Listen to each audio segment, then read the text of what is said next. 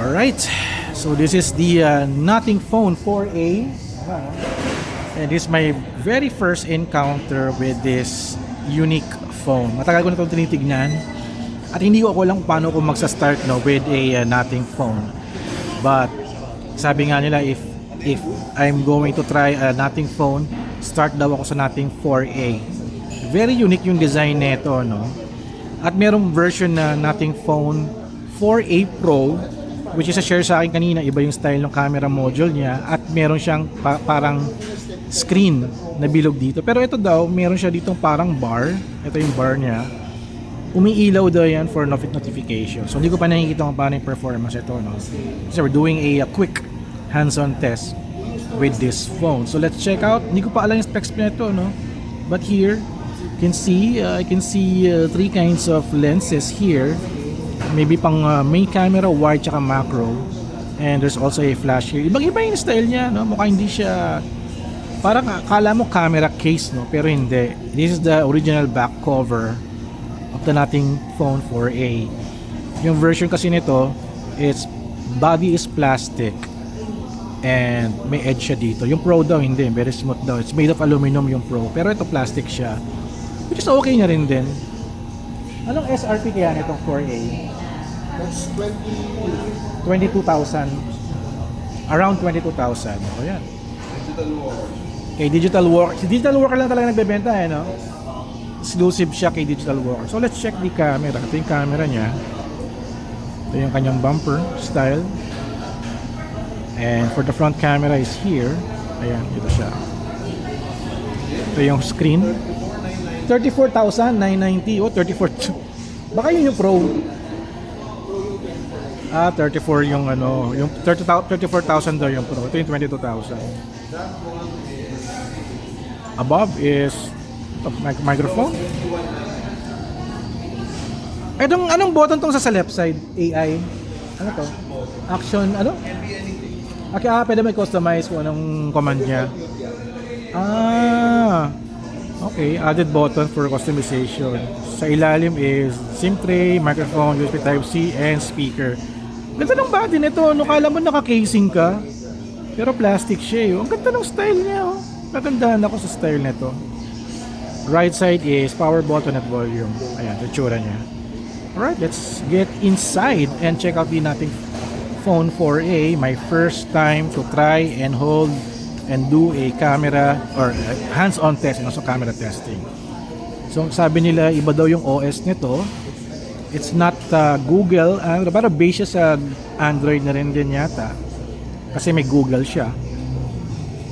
And they call the Nothing OS, I think. Tama ba? Correct me, I'm wrong na lang, no? Kasi di pa ako nag-research about this. Ito yung operation niya for the menu. So ganun lang yung style niya. Very simple, very iba yung style. So parang panteke yung style nito, no? Ito yung for the notification. Parang ganun din. Parang parehas lang din siya. At saka yung menu niya, very simple. Black lang siya, black and white. Very simple yung kanyang theme. At merong kalagay ito, Cold Retro Future. Ano to? For the camera, operation niya. Okay, So shortcut na yan, no? Meron Google Gemini. Shortcut na siya for the camera. So check natin tong camera. I think naka-profile tayo with a retro future, no? Paano kaya yun? Tuning. Okay, meron pa siyang style for the camera, no? Ito na to. For the colors ata. I think sharpen. Okay, pwede mong i-adjust kaagad sa shooting mode mo.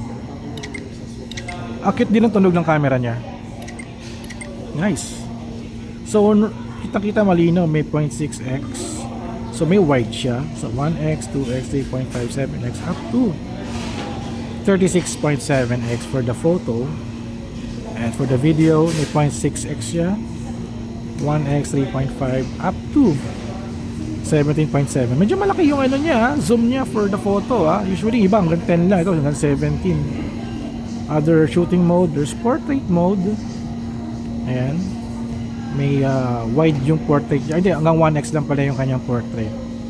And you can change. Ito, may beautification dito. or natural. Ba't nakiklik? Ayun. Ito for the bokeh. Bokeh. Taas ng bokeh ha. Photo, video, and more. Night mode, slow mo, time-lapse, panoramic, expert. So yun lang yung style niya. Very limited lang yung ano niya. Walang dual video. Walang underwater. And what else? Pro mode. Wala siyang pro mode for the 4A. May 4A Pro ba? So meron palang 4A Pro. So I guess baka yung other shoot operation niya, no? Ando doon lahat yung mga ibang menu for the camera. So okay. So medyo hindi ako familiar with the icons, no. Hindi ko alam kung ano to. Okay. Hindi ko alam yan. Hinahanap ko yung settings. I guess this is Gemini.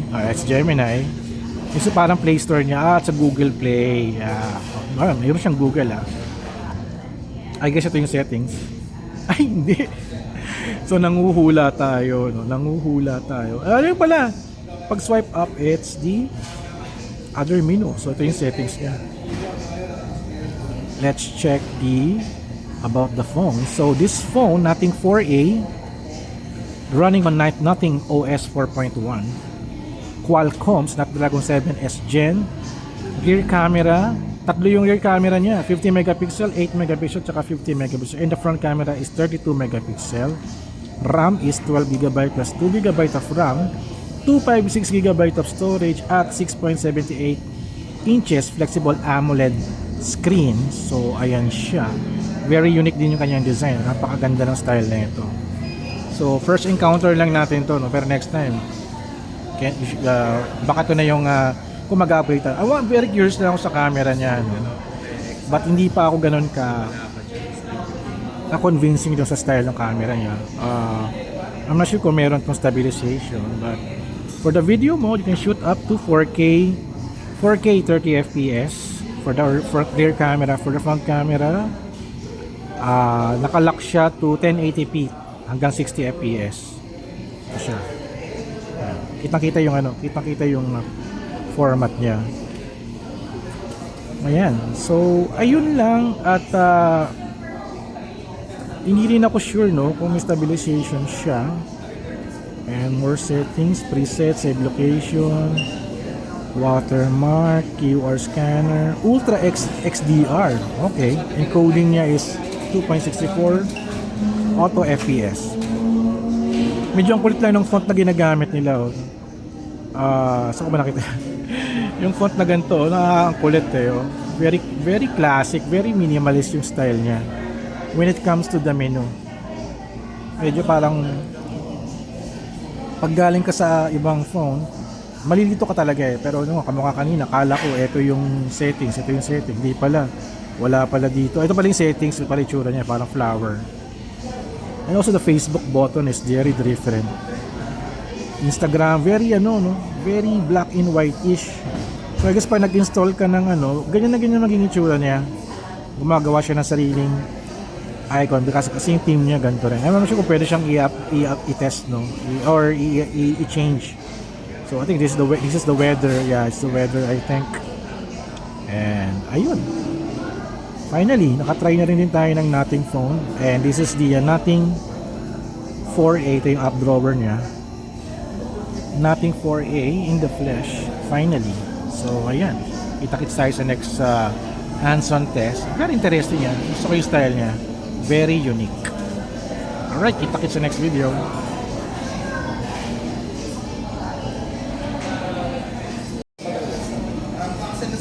Eto, merong may tawag dito. Yung case niya, check natin. Ano yung tsura niya? May case. Cute. Kailangan yung casing para pag nag-drop, hindi masisira yung plastic body ng Nothing 4A. Alright.